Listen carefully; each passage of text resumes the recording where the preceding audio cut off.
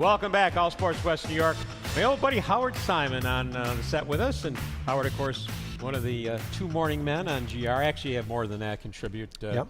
Nobody can do one man's job, apparently, at that station. But well, I sure can't. Yeah. So, yesterday I predicted at 3:35 in the afternoon that Doug Marrone was going to make this move. I don't know if you're aware of that. I did not. I didn't. Yeah. You'll have to text me next time when you do these things. Well, actually, I was looking at my text. And that's where you saw. Okay. All right. I think I was surprised he actually did it.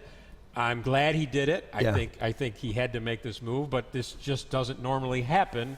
Your take on it? I was not surprised he did it. I would disagree with the move. I think it's not a good reflection on the organization to bail out after an offseason devoted to trying to do whatever you can to make your second-year quarterback succeed, to bail on that after 4 games. But I'm not surprised, Bob, because I think the Houston game was the tipping point. And I think they looked at that game and thought they should be 3-1. Should have won that football game. If you just get competent quarterback play, you're 3-1. They didn't. And he's looking at the schedule. He's looking at maybe his job status. Maybe he's feeling the heat. I got to win games. We got Detroit. You got New England. You got the Jets a few weeks down the road. So I think he looked at it and thought, my defense is good. My running game is good. I think I've got talent at my skill positions. The quarterback's holding us back, and I need to win. So let's get this now, because there's a big game in 2 weeks against New England. I don't want to wait any longer. I was surprised he did it because, for those reasons you just cited, that you don't agree with the move. But I think I finally came around to that recognition on Sunday afternoon. He just doesn't have it. I don't think this is a case of being young. I don't think this is a case of being inexperienced. I think his skills are lacking for what he needs to do in the NFL, to tell you the truth. And you know what? And you might be right. And honestly, after the last 2 games, I can't plead the case in the other direction. I mean, I can sit here and tell you, I went into the season thinking I want to get a full season out of him. And because people always say, hey, what do you think of EJ? Can he make it? Can he? I don't know. He got 10 games in last year. Can you let me get through this season? Would love to have gotten 16 games uninjured, and at the end of the year say, yes, he's staying. No, he isn't. So that's why I thought it would have been important to keep playing him. And but I think, again, I after what happened against Houston, even more so, San Diego's a good football team. They should have beat Houston. After what happened against Houston, there's no leg to stand on. Even me saying I wouldn't have benched him, I can't sit here and tell you why, other than I want to see more games. Well, and see if he can play. I think you're right, and I think we saw the clip earlier. Jerry Sullivan talked about Doug Marrone knows his job is on the line. Yeah. You got a new owner coming in, although their track record is such that they kept people around for a long time. Right. Maybe they've learned from that. But I think there's something else going on here, and I think it was reported on at the end of training camp, and just at the end of preseason. There's a rift has developed between Doug Marrone, Doug Whaley, and Russ Brandon. Right. They don't want to talk about it. We know what's going on.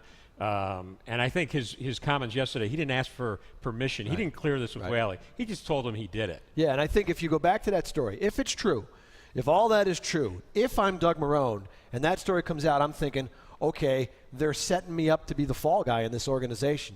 So if I don't win football games, if I win, if I've got a winning record, if I get this team into the playoffs, the miracle, I guess, if I get this team into the playoffs, they're not going to fire him, right? I don't think they would. Right. First time since 1999, you're going to get rid of. So I think he looked at it and said, if that's happening, if they're angling behind the scenes to get me out, I need to have a winning record on my resume, then I'm going to go ahead and do what I need to do, and that means change the quarterback. Look, he might have felt the same way anyway. Maybe they see EJ's not developing, all the things you brought up.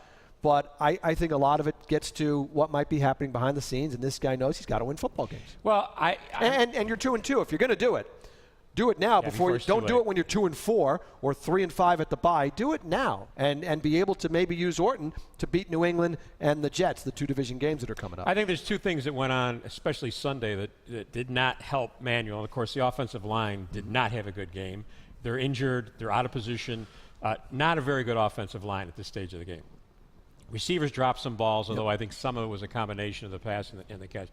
But there seems to be an imagination lacking in this offense. Sammy Watkins, all we heard was run after the catch. Yep. You don't see bubble screens. You don't see reverses. Anything to get this kid out in the open field. And it's funny, in the Chicago opener, I thought there were some different personnel formations, some different looks. Greg was in the backfield. They went with like the power backfield, and they showed some different things. And EJ's, a little misdirection, the touchdown to Spiller. EJ keeps it, runs, and I'm like, hey, they're getting creative. Yeah. And it went down. And again, we don't know what happened, but my guess is when it comes to creativity and what's in the playbook, that perhaps they weren't able to show everything they wanted to do because they just didn't think EJ could manage all this stuff to be able to pull it off. And maybe that's another reason why.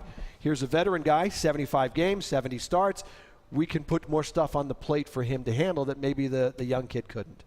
It's my opinion, players win game, coaches don't win games, yet you don't know.